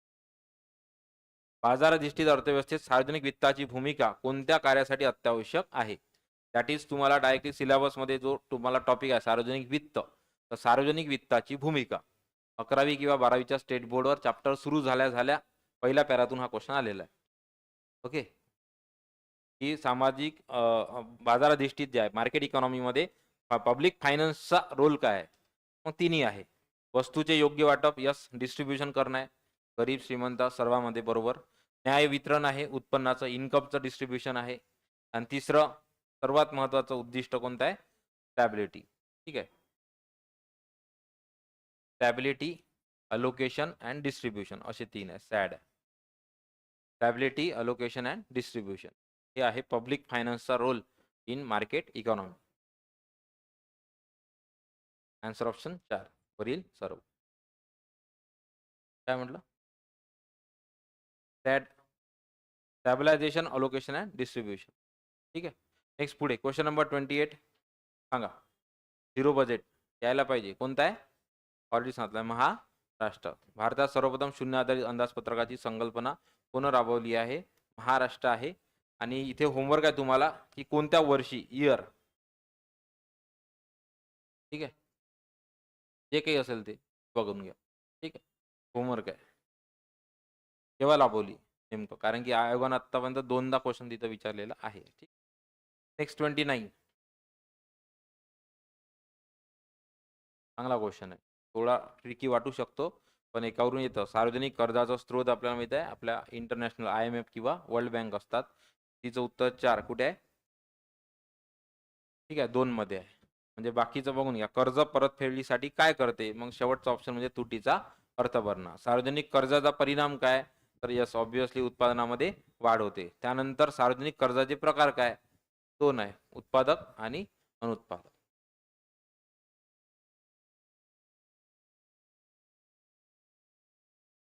Question number 30 yes. FRBM संदर्भात बरोबर विधाने कोणती असं तुम्हाला म्हटलेलं आहे. बरोबर आहे. सगळ्यात पहिले तर राजकोषीय जबाबदारी व्यवस्थापन कायदा मध्ये मंजूर केला. बघू आपण. 9 पर्यंत महसुली तुटीत घट करून शून्यावर आणली. यस, हे टार्गेट पार्ट पाहिजे. हाच प्रश्न होता आणि मागच्या कंबाईन मध्ये तुम्हाला वर्ष विचारलं होतं. तर त्यांनी म्हटलं होतं की जे काही FRBM आहे त्यानुसार पहिल्या टप्प्यामध्ये कोणत्या वर्षी हे टार्गेट अचीव्ह करायचं आहे. कोणतं टार्गेट? महसुली तूट शून्यावर आणणे आणि मग राजकोषीय तूट टप्प्याटप्प्याने 3% आणणे. तर आठवते? रिकामी जागा होतं तिथं. 2008-9 त्याचं ऑप्शन होतं. बरोबर आहे 2009. मार्च 9 पर्यंत स्थूल देशांत उत्पादनाच्या 3% पर्यंत राजकोषीय तूट कमी करणे. जेवढं इतकं डिटेलमध्ये देताना ऐक चुकवणार नाही. सहित मार्च 2009 पर्यंत युजली अपील करताय तुम्हाला ते. क सेंटेन्सला आणखी स्ट्रॉंग करत आहे जर तुम्ही डाऊट घेत असाल तर. कोणतं? क सेंटेन्स. त्याच्यामुळे ब क बरोबर आहे. पहिल्यामध्ये काय म्हटलं होतं? मंजूर केला. लक्षात आहे. लागू केला नव्हतं विचारलं होतं. मंजूर केला आहे संसदेत 2003ला. त्यामुळं पहिलं ऑप्शन चुकीचं आहे. आन्सर ऑप्शन क आणि क बरोबर. 2003 मध्ये मंजूर केला संसदेमध्ये. 2004 5 जुलैला तो लागू करण्यात आला. किती जण आहे चुकवणारे? आहेच वरीलपैकी सर्व. है ना? बरोबर लक्षात ठेवा. काळजी घ्या. Next question number 31. कोणत्या प्रकारच्या अंदाजपत्रकात विद्यमान कार्यक्रम, चांगला क्वेश्चन वाचा नाही तर चुकू शकतो, आणि उपक्रम यांना आपोआप स्वयंचलित निधी उपलब्ध होत नाही, म्हणजे ऑटोमॅटिक होत नाही. प्रत्येक वेळेस नवीन टार्गेट्स ठरवल्या जातात. मागच्या आकड्याचा विचार केला जात नाही. कोणता असेल? ठीक आहे. ऑब्व्हियसली कोणता आहे? Zero budget. ठीक आहे. झिरो बजेटमध्ये आपल्याला माहिती आहे त्या अनुषंगानं झिरो बजेटमध्ये जे आहे संपूर्णतः नवीन आकड्याचा विचार केला जाते. मागचा कुठलाही प्रिव्हियस आकडा हा प्रिज्युडिस केला जात नाही. बरोबर. त्यामुळे आन्सर ऑप्शन 3 आहे. नेक्स्ट पुढे. नेमणूक तर आपल्याला माहिती आहे. पारंपरिक म्हणजे आपला जो आतापर्यंत एक साधारणतः आपण म्हणू शकतो 85-86 पर्यंत जो सुरू होता भारताचा अर्थसंकल्प तो पारंपरिक आहे, ट्रॅडिशनल. तात्पुरता असा प्रकार नाही आहे, शून्य आधारित आहे. ठीक आहे. नेक्स्ट पुढचा क्वेश्चन 32. सांगा आर्थिक समस्या कशामुळे? तुटीच्या अर्थसंकल्पामुळे. म्हणजे सरळ सरळ म्हणायचं आहे तुटीचा अर्थ भरणा, डेफिसिट फायनान्सिंग जर केली तर कोणती समस्या निर्माण होते? बरोबर. म्हणून त्याला डबल डेफिसिट म्हटलं जातं. आन्सर ऑप्शन किंमत पातळीत वाढ. महागाई वाढते ना, म्हणजे करते सरकार चांगल्यासाठी पण याच्यामध्ये गरिबाचं नुकसान होते. आणि कर्ज कशासाठी घेते सरकार? युजली मार्केटमध्ये पैसा ओतला पाहिजे आणि चलनवाढ झाली पाहिजे. पण ॲट द सेम टाइम त्याचा निगेटिव्ह इम्पॅक्ट काय होतो की त्याच्यामुळे महागाई वाढते. त्याच्यामुळे गरिबाला जी वस्तू स्वस्त मिळत होती आधी, तर कर्ज काढल्यामुळे सरकारनं आणखी ती महाग होत राहते. त्याच्यामुळे महागाईमध्ये वाढ होते. इन्फ्लेशन रेट वाढण्याचं प्रमुख कारण. 2020 नंतर पॅन्डेमिकमध्ये आपल्याला माहिती आहे आत्मनिर्भर पॅकेज. आणि त्याच्यानंतर तुम्ही बघू शकता 2 वर्ष तर पेट्रोलवरच चाललं ते काम. बरोबर आहे ना? त्याच्यानंतर आता स्टेबल झालाय जवळपास पेट्रोल. पण बाकीच्याही गोष्टी तुमच्या लक्षात येत नसेल. 20च्या आधीचे रेट बघा आणि आत्ताचे रेट बघा. फार ड्रास्टिक आहे. त्यामुळं जरी आपलं आत्मनिर्भर पॅकेज दिलं पण त्याच्या पॅरलली आपल्याला दिसून येते. Answer option 3. 32चं 3.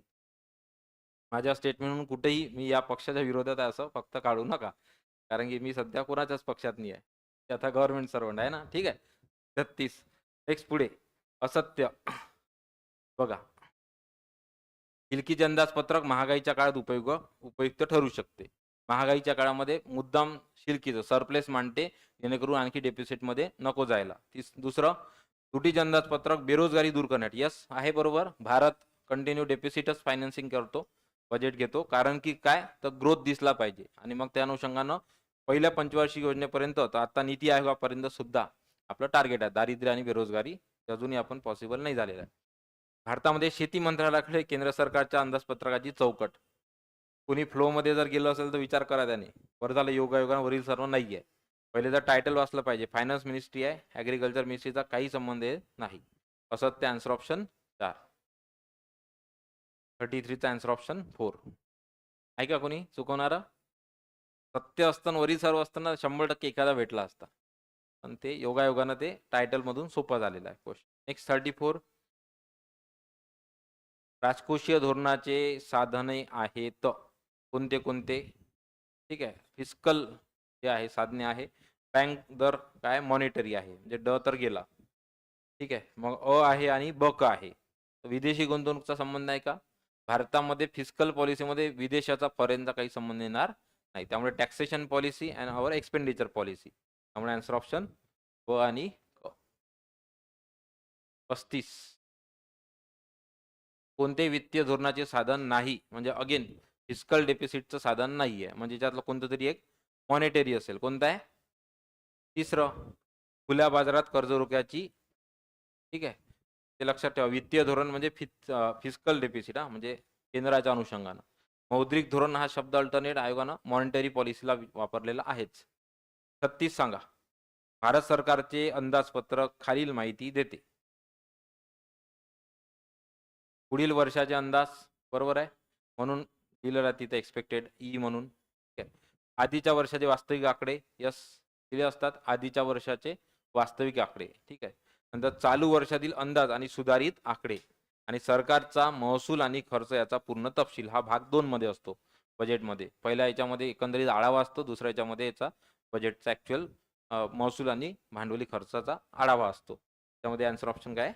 4. 37 सांगा. FRBM चे उद्दिष्ट होय. वरील सर्व आहेच. वरील सर्वच आहे का मग? बघा तुम्ही. फिस्कल रिस्पॉन्सिबिलिटी, बजेट मॅनेजमेंट आणि तुम्ही सांगा त्याचा सर्व्हिस सेक्टर त्याचा काही संबंध नसणार आहे. फिस्कल रिस्पॉन्सिबिलिटी, बजेट मॅनेजमेंट हे आपल्याला करायचं आहे स्टॅबिलिटी लॉंग टर्मची. दुसरं आदर्श ऋण व्यवस्थापन म्हणजे जे काही आपण कर्ज घेतो ना, ते कर्जाचा हिशोब लागला पाहिजे. आणि ह्या कर्जाचा हिशोब न लागणारा सर्वात मोठा फॅक्टर आपल्या अर्थव्यवस्थेतला शेतकरी है ना. तर कर्ज घेते तो आणि त्याला काय समजते, तो उत्पन्न समजून घेते आणि मग तो ज्या पद्धतीनं खर्च करते त्याच्या लक्षात येत नाही की हे कर्ज आहे म्हणून. आणि मग हे असा कर्जाचा डोंगर साचत जातो. त्याच्यामुळे कर्ज घेणं हा महत्त्वाचा मुद्दा नाही आहे. कर्ज घेतल्यानंतर त्याचा योग्य वापर करणं, त्याला म्हटलं ते ऋण व्यवस्थापन, हा महत्त्वाचा मुद्दा आहे ना. ते चुकीची बाब नाही आहे कर्ज घेणं, पण कर्ज घेतल्यानंतर त्याचा तुम्ही काय वापर करता, तुम्ही उत्पादक करता की अनुत्पादक करता, याच्यावर त्या कर्जाची व्हॅल्यू ठरलेली असते. आणि म्हणून आपल्या शेतकऱ्यांना ते शिकवावं लागेल, ते शिकवावं लागते आपल्या शेतकऱ्यांना की कर्ज घेतल्यानंतर ते कुठं वापरलं पाहिजे. बरोबर. नाही तर मग तुम्ही जर तुमच्या घर खर्चामध्ये किंवा एखादा मोठा समारंभ सत्कार करत असाल त्याच्यातून, तर मग काय होणार आहे, त्या कर्जाचा अनुत्पादक वापर होणार आहे.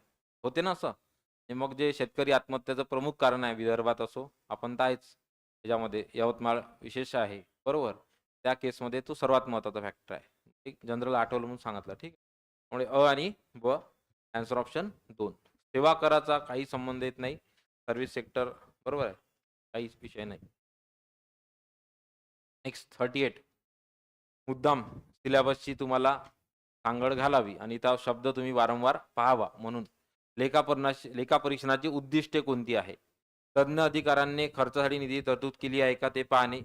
खर्च हा मंजूर केला आहे का, विदाऊट सँक्शनच खर्च करणं चालू आहे, ते योग्य व्यक्तीला केले आहे का, यस, जे काही आपण दिलं आहे पैसे तो योग्य व्यक्तीला दिलेले आहे का, ऑथॉरिटी, आणि खर्चाचे वर्गीकरण केले आहे का ते पाहणे. Answer option. Next, internal audit कोण करते? अंतर्गत लेखापरीक्षण कोण आहे? Answer option 3. वेगवेगळ्या खात्यांमधील लेखापरीक्षण कक्ष. Internal audit. इंटरनल शब्द आला ना तर तुम्हाला इथं यायला पाहिजे होतं खातं, मिनिस्ट्री. मग इथं वेगवेगळ्या खात्यामधील लेखापरीक्षण कक्ष. लास्ट ऑप्शन सार्वजनिक वित्तवरचा. Last question sorry. काय म्हणते, लोकसभा सभापतीच्या प्रत्यक्ष नियंत्रणाखाली कोणती संसदीय समिती सरकारच्या खर्चावर लक्ष ठेवते?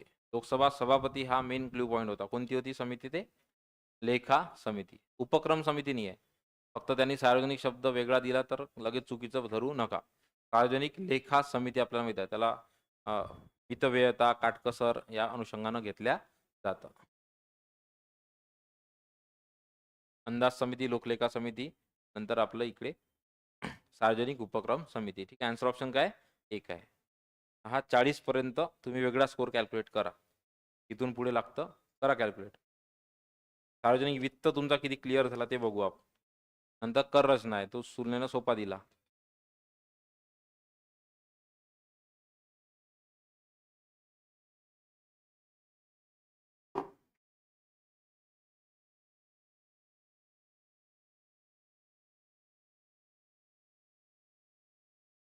Out of 40.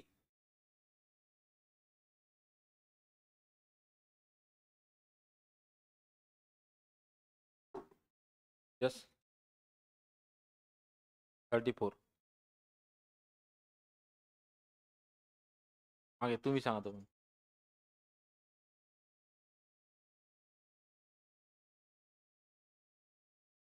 33.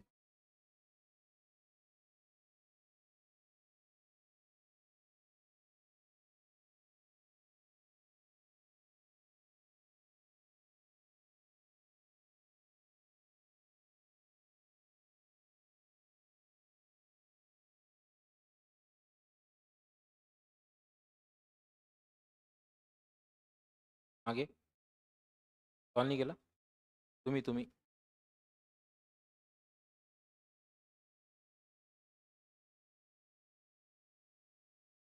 ठीक आहे, बघा 41 पासून आपण टॅक्सेशनवर येऊ. या कराच्या संदर्भात कराचा प्राथमिक बोजा. ठीक आहे. आता तुम्हाला या पेपर थ्रू सरळ तुमचे कन्सेप्ट क्लिअर करायचा प्रयत्न केलेला आहे. फॅक्च्युअल नाही ठेवलेला आहे जास्त कन्सेप्ट, की प्रपोर्शनल टॅक्स, प्रगतिशील वगैरे प्रमाणशील काय, प्रत्यक्ष किंवा अप्रत्यक्ष कर आहे, इम्पॅक्ट काय आणि इन्सिडन्स काय. ठीक आहे, बघू आपण. ज्या कराच्या संदर्भात कराचा प्राथमिक बोजा आणि अंतिम बोजा म्हणजे इम्पॅक्ट आणि इन्सिडन्स हा एकाच व्यक्ती असतो, तो कर कोणता आहे? Direct tax. ठीक आहे, त्यामुळे आन्सर ऑप्शन काय पहिलं याचं जे आहे 41चं 1 प्रत्यक्ष कर. कारण की त्याच्यामध्ये आपण ट्रान्सफर करू शकत नाही. याचं बेस्ट उदाहरण आठवून लक्षात ठेवायचं इन्कम टॅक्स. इन्कम टॅक्स ज्याचं उत्पन्न आहे त्याच्यावरच लागू केल्या जाते. असं आहे का एखादा शेजाऱ्याला म्हणते भरून टाक, बरोबर आहे? नाही ना, त्याच्यामुळे ते प्रत्यक्ष आहे.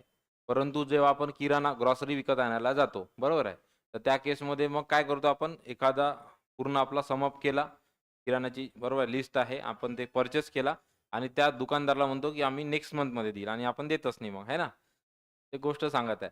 तर त्या केसमध्ये काय, तुम्ही खरेदी केली, खरेदी झाली, त्याचा टॅक्स पोचला नाही असं आहे का? नाही, तो पोचला कोणाद्वारे? त्या व्यापाऱ्याद्वारे सरकारला. मग तो काय तुमचा इनडायरेक्ट टॅक्स आहे तुमच्या वस्तूवरचा कुठलाही. ठीक आहे, हे लक्षात ठेवा. परंतु तुम्ही केलेलं जे उत्पन्न आहे दॅट इज इन्कम टॅक्स, हा तुमचा प्रत्यक्ष कर आहे. तो तुम्हालाच बरा म्हणजे इम्पॅक्ट सुद्धा तुमच्यावरच होतो आणि इन्सिडन्स सुद्धा तुमच्यावर होतो. ठीक आहे, त्यामुळे ते लक्षात ठेवा. नेक्स्ट पुढचा 42. पुरेशी वित्तीय साधनाची उभी करू शकत नाही तेव्हा खालील साधनाद्वारे विकास खर्चासाठी वित्त उभं करते. काय काय करते आहे? शिल्लक रक्कम काढून घेते, त्यामुळे विमल जालांनी राजीनामा दिला होता. बाजारातून कर्ज उभारते, बरोबर आहे, आणि भारतीय रिझर्व्ह बँकेकडून कर्ज घेते. तिन्ही बरोबर आहे. Answer option 4.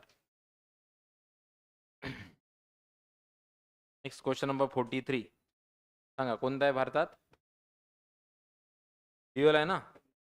कोणी इंटिग्रेटेड जीएसटी मारलं असेल उत्तर. ठीक आहे, दुहेरी जीएसटी आहे, लक्षात घ्या. स्टेट जीएसटी आणि आपला नॅशनल जीएसटी. ठीक आहे सर. त्यामुळे लक्षात ठेवा, राष्ट्रीय स्तरावर जीएसटी, सेंट्रल जीएसटी आणि आपला राज्य जीएसटी. एखाद्याला वाटू शकते इंटिग्रेटेड, तर आयजीएसटी हा मध्य मार्ग काढला आहे, पण त्याचा कंट्रोल नथिंग बट कोणाकडे आहे? केंद्राकडे आहे. आलं लक्षात? त्याच्यामुळे दुहेरी जीएसटीचं प्रतिमान आपण घेतलेलं आहे कॅनडा या देशाकडून, लक्षात ठेवजा. 43चं 3. नेक्स्ट 44. वस्तू आणि सेवा करात कोणते कर अंतर्भूत केले आहे? साठी जीएसटी मध्ये म्हटलंय त्यांनी मला. कोणता आहे? पहिले तर लक्षात घ्या, हा प्रश्न वाचतो तेव्हाच लक्षात आलं पाहिजे, जीएसटी आपला इनडायरेक्ट टॅक्स आहे. म्हणजे ऑप्शन मधलं कोणतरी एक असेल किंवा जे काही असेल तो डायरेक्ट एलिमेंट होतो, कारण की तो डायरेक्ट टॅक्स आहे. कोणता डायरेक्ट टॅक्स आहे आपला? उत्पन्न कर. व गेला कोणते कर अंतर्भूत आहे म्हणते आहे? Answer option 3. ठीक आहे, व्हॅल्यू ॲडेड आहे, एक अबकारी आणि सेवा कर सुद्धा आहे. नेक्स्ट 45. चांगला क्वेश्चन आहे. प्रत्यक्ष कराचा जो काही ड्रॉबॅक आहे त्याच्यावर क्वेश्चन आहे. हा क्वेश्चन विचारला जाऊ शकता. याच्यामध्ये विचारलाय तुम्हाला कोणती विधाने योग्य आहे टायटलनुसार. सगळ्यात पहिले म्हणते आहे की कामाचा प्रयत्न पुरवठा कमी होऊ शकतो. कशामुळे? प्रत्यक्ष करामुळे. कारण की जर इन्कम टॅक्सचे रेट जास्त असेल त्या केसमध्ये वैयक्तिक तो जो आहे इन्कम टॅक्स भरणारा त्याचा कामाप्रती इंटरेस्ट कमी होऊ शकतो. आणि त्याला असं वाटेल की 12 लाख मागं तर 2 लाख रुपये आरामात काय जातात? इन्कम टॅक्सच जातात. या केसमध्ये ते होऊ शकते. दुसरं, प्रत्यक्ष कर बचत आणि गुंतवणुकीसाठी प्रोत्साहन कमी करतात ऑब्व्हियसली. कारण की जर जीएसटी भरताय, सॉरी इन्कम टॅक्स भरताय कोणी कोणाकडे, मग त्या केसमध्ये त्याची सेव्हिंग्सवर काय होतात? परिणाम होतात. बरोबर आहे, त्यामुळे दोन्ही सेंटेन्स बरोबर आहे. आणि म्हणूनच प्रत्यक्ष कराचे रेट हे बरोबर असावे असं कोण सांगते? लॅफर. लॅफरनं तेच म्हटलं आहे की कुठल्याही कराचा दर हा ऑप्टिमम असावा, जेणेकरून लोकांनी आवडीनं तो भरला पाहिजे. आणि असं पूर्वी कोण म्हटलंय? चाणक्यनं म्हटलंय, कराचा दर हा मधमाशी ज्या पद्धतीनं फुलातून मध काढते तशा पद्धतीनं सरकारनं लोकांकडून टॅक्स काढला पाहिजे. म्हणजे माहीत नाही पडलं पाहिजे, है ना. तसं माहीत पडतं आपल्याकडे. योग्य. ठीक आहे, योग्य कोणते आहे? दोन्ही अ आणि ब योग्य आहेत. 45चं उत्तर 3. नेक्स्ट पुढे 46. यस सांगा. आवडतं वर्ष आयोगाचं आणि विचारला कितीतरी. 91 ची राजा केलय्या समिती. केलय्या समिती आणि केळकर समिती ह्या दोघांच्या शिफारशी करा. ज्या काही टॅक्सेशन इथे होमवर्क आहे तुम्हाला की टॅक्सेशन संदर्भात एकाच पेजवर सगळ्या समित्या दिल्या तुम्हाला. देसले सरांचं पुस्तक घ्या किंवा कोळंबे किंवा आपल्या क्लासचं बुक. आपल्या क्लासच्या बुकमध्ये स्टेट बोर्ड मधलं सुद्धा ऍड आहे. बरोबर आहे. तर याच्यामध्ये तुम्हाला आजचं होमवर्क आहे की वेगवेगळ्या ज्या काही टॅक्सेशन कमिटी आहे, बरोबर आहे, समित्या आलेल्या आहे टॅक्स संदर्भात, त्याचं व्यवस्थित करून ठेवा. म्हणजे इवन आयोगानं तिथेही बायफर्गेट केलाय कोणतं प्रत्यक्ष कर कोणती आहे आणि अप्रत्यक्ष कर कोणती आहे आणि कर सुधारणा कोणती आहे. Tax reforms. टॅक्स रिफॉर्मवर सुद्धा आयोगानं विचारलेलं आहे question. Parthasarathi Shome tax reform संदर्भात आहे. ठीक आहे, त्यामुळं लक्षात ठेवा. आणि राजमन्नार समिती कधी कधी आयोग मग इकडे टाकते, ते ऍक्च्युली केंद्र राज्य संबंधाबाबत आहे. ठीक आहे, त्यामुळे होमवर्क आहे की टॅक्सच्या ज्या काही समित्या आहेत त्या करा. त्याचं इयर पाठ करायचा आहे पहिला टप्पा. दुसरा त्याचं डिफरन्सिएशन डायरेक्ट आहे की इनडायरेक्ट आहे. तिसरं आहे शिफारशी पाठ करायच्या आहे फक्त तुम्हाला दोनच समित्याच्या. कोणती? विजय केळकर समिती आणि राजा केलय्या समिती. बाकी शिफारशी लक्षात ठेवू नका. ते कृषी संदर्भात एकच समिती आहे, राज समिती है ना. बाकी त्याच्या व्यतिरिक्त शिफारस काही करू नका. या 3 टप्प्यावर करा. जसं मी तुम्हाला दारिद्र्याच्या समित्या सांगितल्या होत्या तशा टॅक्सच्या समित्या चांगल्या करा. सगळ्यात महत्वाचं काय? वर्ष. दुसरं त्याचं महत्वाचं जे आहे प्रत्यक्ष आहे की त्या अप्रत्यक्ष आहे. आणि तिसरं महत्वाचं या 2 समितीच्या शिफारशी करा. समजलं? नेक्स्ट पुढे 1 जुलै 2017 बरोबर आहे. जीएसटी दिन पाहिला आपण. जीएसटी लागू केलेला आहे. नंतर राज्य सरकारे एस जीएसटी गोळा करतात. यस स्टेट जीएसटी आहे. सी जीएसटी केंद्र सरकार गोळा करते, सेंट्रल जीएसटी आहे. इंटिग्रेटेड जीएसटी राज्य सरकार तसेच केंद्र सरकार. बरोबर आहे का? राज्य सरकारचा इंटिग्रेटेड जीएसटी संदर्भात नाही. तरी इंटिग्रेटेड जीएसटी हा एका राज्यातून दुसऱ्या राज्यात होणारा व्यवहार लागू होतो, तरी सुद्धा त्याचं नियंत्रण हे संपूर्णतः केंद्रावर आहे. केंद्र त्याच्यातून नुकसान भरपाई देतं राज्याला. ज्या राज्यातून निर्यात झाली त्या राज्याला त्याचं उत्पन्न मिळतं. लक्षात ठेवा. त्यामुळे IGST योग्य म्हटलं होतं. आन्सर ऑप्शन आहे 4 अ ब क. आणि हाच क्वेश्चन एक्झॅक्टली 2023च्या राज्यसेवेच्या प्रिलिम्समध्ये रिपीट झाला होता. 23च्या राज्यसेवेच्या प्रिलिम्समध्ये बघू शकता तुम्ही. ठीक आहे, नेक्स्ट पुढे 23च्या नाही 24च्या 24च्या राज्यसेवा प्रिलिम्स. नेक्स्ट पुढे 48 केळकर कार्यगट. यस मुद्दाम टाकलं की तुम्ही तिथं फोकस करावं, त्या इयरवर फोकस करावं. केळकर कार्यदल समितीने कर सुधारणा शिफारशी मध्ये सादर केल्या. ही जर असतो तर मुद्दाम 2002, 3, 4, 5 असे ऑप्शन दिले असते. आयोगानं तेवढं तरी कन्फ्युजन नाही ठेवलंय तुम्हाला, कारण की 1 इयर डाऊन तेवढंच याचं महत्व आहे. 1 इयर डाऊन म्हणजे कर सुधारणा समित्या 2002च्या आहे. ठीक आहे, आणि केळकर समिती FRBM संदर्भात 2003ची आहे. हे लक्षात ठेवा. टॅक्स संदर्भात केळकर समिती 2002ची आहे आणि FRBM संदर्भात केळकर समिती 2003ची आहे. आलं का लक्षात? STI मध्ये सेम क्वेश्चन रिपीट झाला होता. ऑप्शन होतं 2003. ते 600ची ऍड होती. मी 2003 केलं होतं उत्तर याचं. चुकल्याशिवाय आपल्याला लक्षात येत नाही. पण याचं उत्तर काय? 2002. समजलं? क्लिअर इथपर्यंत? नेक्स्ट पुढे कोणती कराची उद्दिष्टे आहेत? आता 48 सोडवत आहे तुम्ही, क्वेश्चन 49 वर घेत जात आहे आणि मग अवबक वाटणं सहज आहे. कोणती कराची उद्दिष्टे आहे? प्रशासकीय महसुलात वाढ. ठीक आहे, बिलकुल नसणार आहे, लक्षात घ्या. कारण की जर मेन्शन असतं ना कराची उद्दिष्टामध्ये लोकांनी करच भरला नसता. आलं का लक्षात? ते प्रशासकीय महसुलात वाढ असा काही संबंध नाही.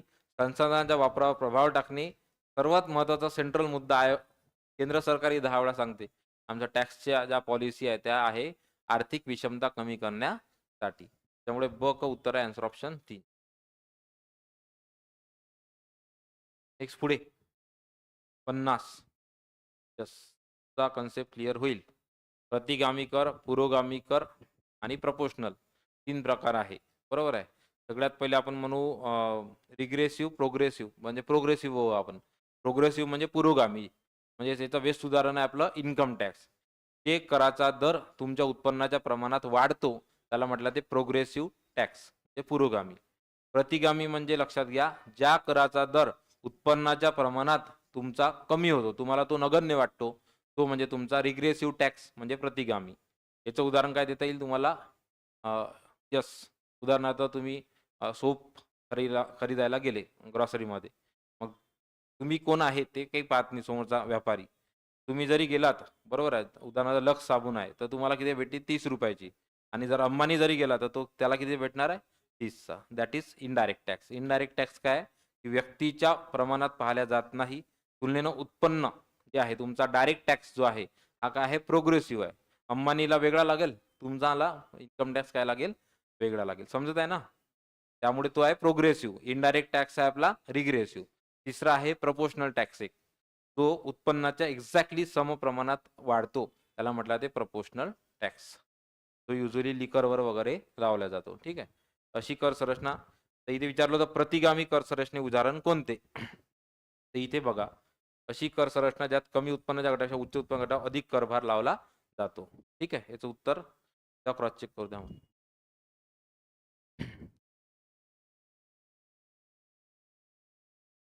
एक आहे सॉरी, अत्यावश्यक वस्तू इसेन्शियल हा जो आहे ना, दुसरं उत्तर लिहून घ्या. इथे मी कन्फ्यूज झालो होतो. इथे लक्षात घ्या, इथे जो आहे ना हा तुमचा विचारला का तुम्हाला प्रतिगामी विचारलाय ना, तर खालचा प्रोग्रेसिव्ह आहे, वरचा रिग्रेसिव्ह आहे. ठीक आहे. त्यामुळे आन्सर ऑप्शन याचं एक आहे. नेक्स्ट पुढचा चांगला क्वेश्चन आहे. योगायोगानं आयोगाने इथे दिलेला आहे तुम्हाला, कारण की बरेचदा आपल्याला लक्षात येत नाही. कर आपात, बरोबर आहे, आणि कर भार. तर कर आपात म्हणजे इन्सिडन्स आणि इम्पॅक्ट दोन असतो. इम्पॅक्ट आधी होतो, लक्षात घ्या. इन्सिडन्स म्हणजे जे प्रत्यक्षात ज्याच्या खिशातून पैसे जातात, लक्षात घ्या, प्रत्यक्षात ज्याच्या खिशातून पैसे जातात कर भरताना, तो म्हणजे इन्सिडन्स. आणि इम्पॅक्ट म्हणजे पहिल्यांदा ज्याच्यावर कर लागू होतो तो म्हणजे इम्पॅक्ट. याचं उदाहरण देतो मी तुम्हाला. तुम्ही डीमार्टला खरेदी करायला गेले. डीमार्टला खरेदी केल्यानंतर तुम्ही बिल करता आणि बिलच्या खाली जे आहे तुम्हाला लिहिलं ते amount, state GST, central GST माहीत असेल ना, प्रत्येक जण गेला असेल. तर तुम्ही भरला का तो सेंट्रल जीएसटी स्टेट जीएसटी? नाही, तुम्ही डीमार्टच्या ओनरला भरला. डीमार्टचा ओनर तिकडे भरतोय. ठीक आहे. त्याच्यामुळे लक्षात घ्या, त्या केसमध्ये इम्पॅक्ट ऑफ टॅक्स कोणावर झाला? ओनरवर. आणि इन्सिडन्स ऑफ टॅक्स कोणावर झाला? आपल्यावर, कारण की खिशातून कोणाचे पैसे गेले? आपल्या. समजत आहे ना? हे खूप महत्वाचं आहे, हा कन्सेप्ट समजणं. म्हणून विचारलं काय तुम्हाला, इन्सिडन्स हा कर संक्रमण मध्ये, ठीक आहे, टॅक्स ट्रान्झिशन मध्ये कोणत्या टप्प्यावर येतो? तर इन्सिडन्स लास्ट टप्प्यावर येतो. आन्सर ऑप्शन आहे इम्पॅक्ट. कुठे येईल मग इम्पॅक्ट? पहिल्या, ठीक आहे, सुरुवातीच्या टप्प्यावर येतो. इनिशियल स्टेजवर होतो इम्पॅक्ट आणि फायनल स्टेजवर होतो तुमचा इन्सिडन्स. याच्यावर रिव्हिजन करून जा लागते जाताना. इम्पॅक्ट आणि incidence, direct indirect tax, progressive, regressive, proportional, हे आवर्जून लक्षात घ्या. पेपरच्या आदल्या दिवशी या टॉपिकवर रिव्हिजन घ्या. कोणता? टॅक्स. टॅक्स या टॉपिकवर टॅक्सचे कन्सेप्ट लिहून घ्या वाटल्यास. टॅक्सच्या कन्सेप्टवर रिव्हिजन घ्यायची आहे पेपरच्या आदल्या दिवशी. जसं तुम्हाला मॉनिटरी पॉलिसी, फिस्कल पॉलिसीवर रिव्हिजन घ्यायची आहे, तुम्हाला चलनवाढवर रिव्हिजन घ्यायची आहे. असे काही टॉपिक आहे, पेपरच्या आदल्या दिवशी वाचले पाहिजे. T2 सांगा, कोणता कर वगळून जे आहे आपला सीमाशुल्क. सीमाशुल्क वगळून सर्व अप्रत्यक्ष जीएसटी मध्ये समाविष्ट करण्यात आलेले आहे. ठीक आहे. आता ऍक्च्युली म्हणजे एक्साइजही नाही आहे त्याच्यात, पण तरी आयोगाने ऍक्च्युअली जो उत्तर दिला आहे 2. ठीक. 53 यस, महत्वाचा आहे. मालमत्ता कर 85, संपत्ती कर 56 ची कॉल्डार 1956 ची निकोलस कॅल्डर समिती. नंतर मूल्यवर्धित कर, यस महत्वाचा आहे, एल के झा, चेलई आणि केळकर. एल के झा समितीची महत्वाची आहे, टॅक्सेशन मध्ये सांगतो मी, नाव विसरलो होतो. आणि सेवा कर हा केव्हापासून सुरू करण्यात आला आहे? 94-95 मध्ये. 1 2 3 4 उत्तर आहे. ते पण उत्तर 2. नेक्स्ट पुढे क्वेश्चन नंबर 54. जास्त चांगला क्वेश्चन आहे. जीएसटी लागू व्हायच्या अगोदर कोणती पद्धत होती आपल्याला? VAT, value added tax. ठीक आहे. मूल्यवर्धित कर ही बहुस्तरीय कर गोळा करण्याची पद्धती आहे. यस, मल्टी ट्रान्झॅक्शन होते. मूल्यवर्धित कर जो आहे व्हॅट ही काय होती? बहुस्तरीय होती. ठीक आहे, मल्टी स्टेअर्ड होती. नंतर अमूल्यवर्धित कर ही एकस्तरीय इंटिग्रेटेड कर गोळा करणारी पद्धती आहे, नॉन व्हॅट म्हटलंय त्यानं. तिसरे, मूल्यवर्धित कराच्या अंमलबजावणीमुळे गरीब लोकांच्या राहणीमानात वाढ होणे आणि खरेदी शक्तीत वाढ होईल. यस, बरोबर आहे. Answer option 4. आयोगानं काय केलं? हा प्रश्न 2दा विचारला, एक्झॅक्टली कॉपी पेस्ट आहे. एकदा याचं उत्तर अ दिलेलं आहे आणि एकदा याचं उत्तर वरील सर्व दिलेलं आहे. 2 वेगवेगळ्या परीक्षेत हा क्वेश्चन येऊन गेलेला आहे. रद्द करण्यात आलेला नव्हता. पण ऍक्च्युअली जर आपण विचार केला तर हा नथिंग बट व्हॅट म्हणजे काय, आपलं जीएसटीचं रूप आहे. आणि जीएसटी मुळे काय झालंय, बरोबर आहे, तेच सांगितलं ना आपल्या बीजेपी गव्हर्नमेंटनं, गरीब लोकांच्या राहणीमानात वाढ होणे आणि खरेदी शक्तीत वाढ होईल. तर हे झालंही आहे. आता जर रिसेंटली तुम्ही बघितलं त्या अनुषंगाने हे पॉसिबल झालेलं आहे. बरोबर कोणता आन्सर ऑप्शन 4. नेक्स्ट पुढे, कुठल्या वर्षी भारतामध्ये सेवा कर प्रथम लागू करण्यात आला? डोळ्या लावतच क्वेश्चन होता. ठीक आहे, आन्सर ऑप्शन 94, 95. Answer option 55 2. आता जर तुम्ही कंपार्टमेंटमध्ये तुमच्या सोडत असाल फिजिकली हा पेपर, तुम्हाला मी सांगितलं होतं मागे ट्रिक, युजली सेट मार्किंग करा. सेट मार्किंगनं फायदा होतो. जर तुम्ही 1 to 1 मार्किंग केली असेल तर इथे दोन्ही प्रश्न तुम्ही चुकवले असेल, किंवा एक बरोबर असेल एक चुकला असेल. पण जर तुम्ही बरोबर सेटनं मार्किंग केली तर तुम्हाला जोड्या लावतच वर भेटतो उत्तर 94 95, तोच खाली प्रश्न तयार झालेला आहे. ठीक आहे. 56.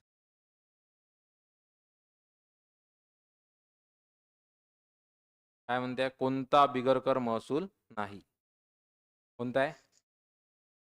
रिझर्व्ह बँकेचा नफा, नॉन टॅक्स सरकारी उपक्रमाचा नफा आणि केंद्रीय उत्पादन शुल्क. सार्वजनिक कर्ज असायला पाहिजे उत्तर. चेक करतो एकदा. 56 नाही, केंद्रीय उत्पादन शुल्क. टॅक्स आहे ना, सॉरी, मराठीत नाही येत लक्षात. नॉन टॅक्स म्हटलंय ना. ठीक आहे, आन्सर ऑप्शन केंद्रीय उत्पादन शुल्क.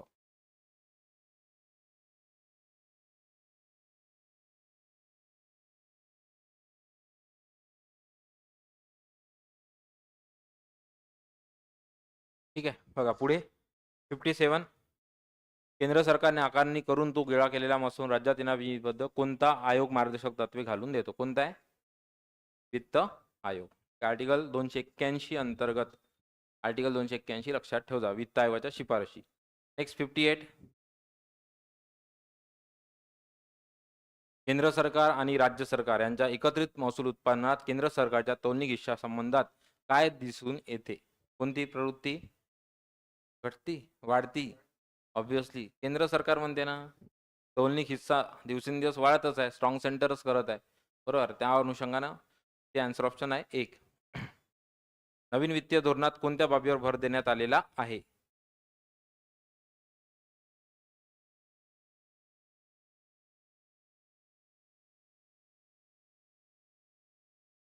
नाईन, हे तर ऑप्शन नाही दिले आहे. आहे ना, वरील सर्व असं वरील सर्व. Answer option 59 4. सर्वच गोष्टीवर भर देण्यात आलेला आहे. 60. भारतात कर आकारणी करता कोणत्या कर पद्धतीचा अवलंब केला जातो? कोणती आहे मग भारतामध्ये? प्रोग्रेसिव्ह आहे, लक्षात ठेवा. आन्सर ऑप्शन 60 2 आहे, प्रोग्रेसिव्ह. ठीक आहे, प्रोपोर्शनल, रिग्रेसिव्ह, हे अधोगामी कर नाही आहे भारतामध्ये. ठीक आहे, 3 पद्धती आहे. आन्सर ऑप्शन याचं 2 आहे. 61. अप्रत्यक्ष कर हे प्रत्यक्ष करापेक्षा चांगले सोयीचे असतात कारण? सांगा. 3 आहे ना, सरळ सरळ, की इनडायरेक्ट टॅक्सेस जे आहे ना हे सहजासहजी टाळता येत नाही.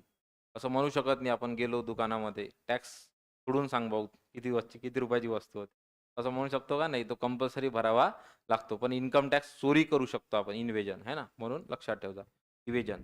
आन्सर ऑप्शन याचं 3. 62. प्रत्यक्ष कराबाबत कोणती विधाने बरोबर आहे? प्रत्यक्ष कर म्हणजे डायरेक्ट, म्हणजे करभार एकाच व्यक्तीवर असतो, बरोबर आहे, आणि ढकलता येत नाही, म्हणजे ए आणि सी बरोबर. हा चुकीचा आहे, दुसऱ्यावर ढकलता येतो, चुकीचा आहे. 63. करांचे ओझे जोखण्याची सर्वात सुलभ व सोपी पद्धत कोणती? कोणता आहे? Tax GDP ratio. म्हणजे आन्सर ऑप्शन 1 फक्त ए. कराचे सकल देशांतर्गत उत्पन्नाशी प्रमाण, याच्याद्वारे लक्षात येते की भारतावर किती, म्हणजे आपला टॅक्स मधला किती रक्कम हे फक्त कर्ज फेडण्यात जात आहे. टॅक्स जीडीपी रेशोचा कधी बघून घ्या, अर्थसंकल्प येत राहते, त्याचा रेशो बघत चला, त्याच्याहून लक्षात येते आपल्याला की आपला जो टॅक्स आपण भरतोय त्याच्यातून कितीतरी टक्के, जवळपास 80%च्या वर तर फक्त कर्ज फेडण्यातच चाललाय. आपण जे कर्ज घेतलंय 30%चाच वापर फक्त तो सामाजिक विकासासाठी होत आहे. ठीक आहे. कराचे सकल देशांत उत्पन्नाशी प्रमाण, कोणी आहे का तिथे एक करणार आहे का कोणी? उत्तर ए करणार, लक्षात ठेवा, याचं उत्तर आहे 2. आणि जेव्हा जेव्हा ऑप्शन असे शफल केले असते तेव्हा तो प्रश्न पुन्हा वाचा काळजीपूर्वक. काळजी घ्या हे. कारण की त्याच्यात काहीतरी आहे मग. 64 कर पद्धतीत बदल घडवून आणण्याच्या कोणत्या मार्गाचा अवलंब विजय केळकर यांच्या अध्यक्षतेखाली नेमलेल्या कृती दलाने केलेला होता? खर्च नियमनापेक्षा अधिक प्रमाणात महसूल वाढ करणे. 64चं उत्तर काय असायला पाहिजे तुमच्यानुसार? एकच आहे. ठीक आहे. खर्च नियमनापेक्षा अधिक प्रमाणात यस ऑब्व्हियसली काय सांगणार आहे तुमचा जो काही तुमचा महसूल आहे रेव्हेन्यू हा एक्सपांड करा. बरोबर आहे. खर्चाला नियमित केल्यापेक्षा तुमचा रेव्हेन्यू वाढवा. आपण जे म्हणतो आहे ना, की उदाहरणार्थ हे आपल्या सामान्य माणसाला लागू होतं, की आपला खर्च कमी केल्यापेक्षा तुमचं उत्पन्न वाढवा. कारण की काय होते खर्च जेव्हा तुम्ही करता तेव्हा काहीतरी मार्केटमध्ये पैसा जातो ना, त्याच्यामुळे लोकांचं भलं होतं. बरोबर आहे. त्यापेक्षा इन्कम वाढवा. खर्च लिमिट केल्यापेक्षा. मराठी माणसाची विशेष प्रवृत्ती असते. ठीक आहे. 64चं उत्तर आहे 1. Last question 65. हे कर केंद्र शासनाच्या अखत्यारीत येतात. कोणता आहे?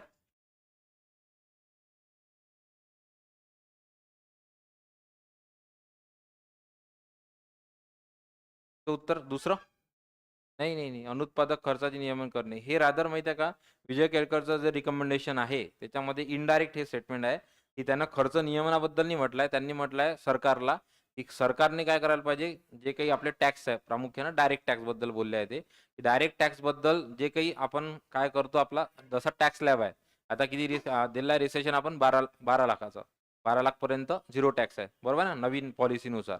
तर विजय केळकर सरांनी म्हटलंय की हे तुम्ही जे काही टॅक्स कन्सेशन देता त्याच्यापेक्षा टॅक्सचा जो बेस आहे ना तो ब्रॉड करा असं म्हटलं होतं. तर त्या सेंटेन्सला आधारावर मग हे पहिलं सेंटेन्स आयोगानं डिझाईन केलं आहे की जे काही खर्च नियमन आहे त्यापेक्षा तुम्ही महसूल वाढ करा. त्यासाठी रिसेंटली कोणती समिती होती? विमल जालान समिती. एक्सपेंडिचर 65 केंद्र शासनाच्या अखत्यारीत येतात. टोल टॅक्स येतो का? सरसर गेला. Answer option A B C फक्त. इन्कम टॅक्स, सीमाशुल्क आणि निगम कर हे केंद्राचे कर आहे. टोल टॅक्स आपल्याला माहिती आहे राज्य सूचीतला विषय राज्य कर आहे पथकर. त्यामुळे आन्सर ऑप्शन बी सी. सांगा आता 35 पैकी सांगा.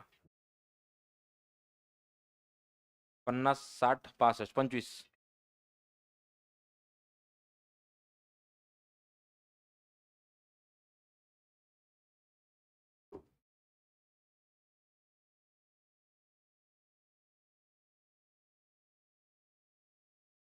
लवकर आपल्याला राज्यसेवेचा अनालिसिस सुरू करायचा आहे 15 मिनिटांमध्ये.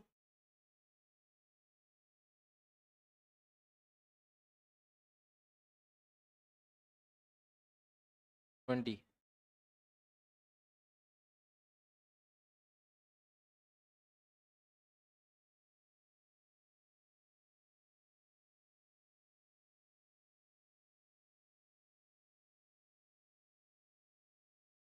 आगे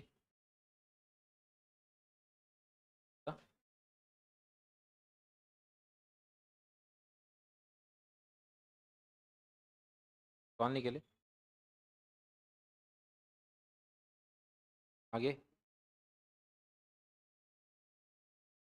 ठीक आहे. मुद्दा कसा आहे फॅक्च्युअल चुकले तर चुकू द्या पण इथे जो एरिया कव्हर केला आपण सरळ सरळ हा नथिंग बट तुम्हाला मी IMP सुद्धा देत आहे टॉपिकचे असंही गृहित धरा या क्वेश्चन थ्रू.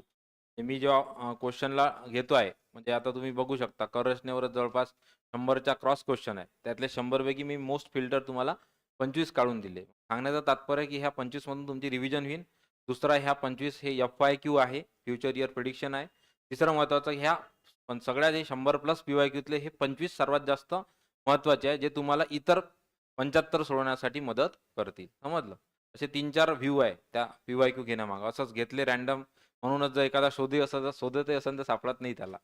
मी जर कधी प्रयत्न केला की 21,000 मधले जरी क्वेश्चन आहे पण त्याचा सिक्वेन्सही मॅटर करत नाही. टॉपिकनुसार मी ते काढत जातो. की मला असं वाटतं हा टॉपिक आहे हा सगळा विचार करून तो आपण घेतोय. ठीक आहे? त्यामुळं 66 पासून घ्या उत्तर. 4 फास्ट घ्या थोडं. 67 3 68 1 69 1 70 2 71 2 72 1 73 2 74 1 आणि वर्क टाइम मधला शेवटचा 75चा 1. ठीक आहे. नंतर आता इथं क्लॉकवर 76 पासून 76चं 2 क्लॉकचे जे आहे ना बरोबर सोडवा आरामात. डायरेक्शन सारखाच विषय आहे इथं. क्लॉकचे गणित आरामात सोडवा, कारण की याला जर तुम्ही पुन्हा दुसऱ्यांदा सोडवायला गेला तर पुढचे 2 क्वेश्चन गेले मग. आणि याचं उत्तर येतं, चुकत नाही आपलं. बरोबर ना, सगळ्यांना समजते ना घड्याळ.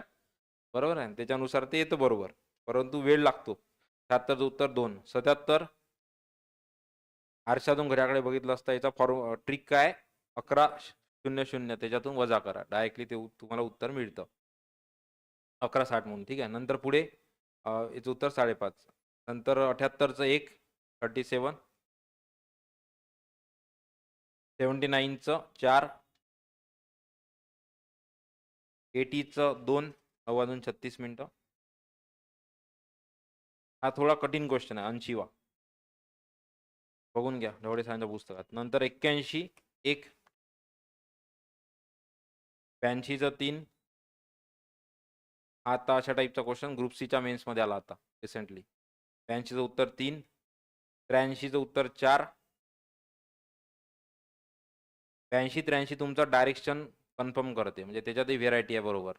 म्हणून मी 82 आणि 83 का बरं टाकलेला आहे क्वेश्चन, की तुमच्या डायरेक्शन कन्फर्म झाल्या पाहिजे व्यवस्थित. 84 मध्ये फॅक्च्युअलवर आहे, म्हणजे हा पाठच पाहिजे डायरेक्टली, की परस्पराच्या विरुद्ध दिशानं केव्हा असतं नेहमी 22. काटकोनातही 22 असतं, एकावर एक 44. ठीक आहे. त्याचं उत्तर 84चं उत्तर 3. 85 किती आहे, 11:08. कोणती वेळ दाखवेल, 8 मिनिटानं लॅगिन आहे, पुढे पुढे जाते. नेक्स्ट पुढे आता 86 केमिकल रिॲक्शन रेट्स जनरली आपल्याला माहित आहे काय असते, सुरुवातीला जास्त असतो. 86चं उत्तर 3 आहे. 87 चांगला आहे क्वेश्चन. रस्टिंग हे काय आहे, फिजिकल चेंज नाही आहे, आयर्न पेरॉक्साईडच्या अनुषंगानं मग काय तो केमिकल चेंज आहे. 87चं उत्तर 2. 88 with the progress of any chemical reaction, माहिती आहे आपल्याला chemical reaction with the time हा काय होतो, डिक्रीज होतो. ठीक आहे. सुरुवातीला जास्त असतो, नंतर हळूहळू कमी होतो, कारण की त्याचं कॉन्सन्ट्रेशन सुद्धा कमी होतं, कॅटलिस्ट सुद्धा कमी होतो. 89 सरळ तुम्हाला सिमेंटचा फॉर्म्युला विचारला आहे त्या प्रश्नातून, तर पाठच करून ठेवा तो. CaO सिलिकॉन असतं आणि ॲल्युमिनियम ऑक्सिजन असतं. ठीक आहे, पहिलं उत्तर आहे. 90 यस, अनुभव घेतला. सॉल्ट वॉटर तर कपाळावर का ठेवतात, कारण की जी आहे आपल्याला endothermic reaction, salt plus water हे एंडोथर्मिक रिॲक्शन आहे. मग तो जो कापड आहे तो शोषून घेतो ना आपली हीट, म्हणून ते एंडोथर्मिक आहे. आणि ते एखाद्याला वाटतं हे तर चुकीचं आहे, मग शरीरातच चालली है ना. ते जे तुम्ही कापडची पट्टी ठेवता ताप आल्यानंतर, जेव्हा जास्त टेम्परेचर असते आणि वेळेवर उपचार होऊ शकत नाही, तर मग डॉक्टर तुम्हाला सांगतो हा उपाय. तर हे जे पट्टी असते तुम्ही ठेवता, बरोबर, ती काय असते, एंडोथर्मिक, ती हीट ॲब्झॉर्ब करून घेते. ठीक आहे. म्हणून मिठाच्या पाण्यासोबत साधं पाणी जर ठेवलं तर ते ताप वाढणार आहे, तो एक्झोथर्मिक होईल है ना. एंडोथर्मिक. Answer option 90चं 1. 91 कोणते बॅलन्स केलेलं आहे, तिसरं उत्तर आहे. 92 मॉडरेट हिटिंगमध्ये कंपाऊंड्स लिबरेट करते ऑक्सिजन, कोणता, मर्क्युरिक ऑक्साईड. 93 यस, कॅटालिस्टवर आहे, सांगा काय करते. आन्सर ऑप्शन 3 आहे 93चं. ठीक आहे. ॲक्टिवेशन एनर्जी म्हणतो आपण त्याला, decreasing activation energy of reactant. 94 हे झाले आता आपले याच्यावर केमिकल रिॲक्शनवर. 94 पासून आहे आता तुम्हाला इलेक्ट्रोमॅग्नेटिक स्पेक्ट्रम. रॉन्टजेन शोधला आहे, त्याच्यात थोडं प्रिंटिंग मिस्टेक आहे. नंतर ABC बरोबर आहे त्याच्यातून. न्यूक्लिया आणि स्पॉन्टेनियसली उत्सर्जित होतात, चुकीचं आहे. किरण. Answer option 1. 95 हा स्टेट बोर्ड मधला आहे म्हणून तो रिपीट घेतला आहे, तर तसा क्वेश्चन आता येणार नाही बिलकुल. GMLT नावाचा एक खूप मोठा रेडिओधर्मी पुण्यात आहे, खोदड येथे, Narayangaon. 96 which of the following use to disinfect surfaces, कसा वापर केला जाते लॅबमध्ये, लॅबोरेटरीजमध्ये कोरोनाच्या वेळेस माहिती आहे आपल्याला. ठीक आहे. Cantonment zone, ultraviolet light, UV. 97 रेडिएशनचा अभ्यास कशाद्वारे, ऑब्विसली रेडिओ ॲस्ट्रॉनॉमी. 97चं 1. 98 X-rays are mainly emitted by in a astronomical system, very hot gases, खूप गरम वायूद्वारे उत्सर्जित होतात. 99 बरोबर आहे. Ultraviolet rays help in a chemical compounds, vice versa करा ते. आणि infrared rays help in a diagnosis of small tumours लक्षात यायला पाहिजे की इन्फ्रारेडनं ते काम होऊन जाते, बरोबर आहे. आणि अल्ट्राव्हायोलेट रेज हे आत जाणार आहे ना केमिकलच्या, मग आत कोण जाते, UV रेज, म्हणून त्याचं व्हाईस वर्सा आहे. विधाने बरोबर 4 नंबर, ए किंवा बी नाही. लास्ट ऑप्शन 100 सगळेच आहे है ना. टेलिव्हिजनही आहे म्हणजे रेडिओ, अल्ट्राव्हायोलेटही आहे, सनलाईट म्हणजे UV, आणि आपला एक्सरेज, त्याच्या सर्व हे काय इलेक्ट्रोमॅग्नेटिक वेव्हज आहेत. 100चं उत्तर 4.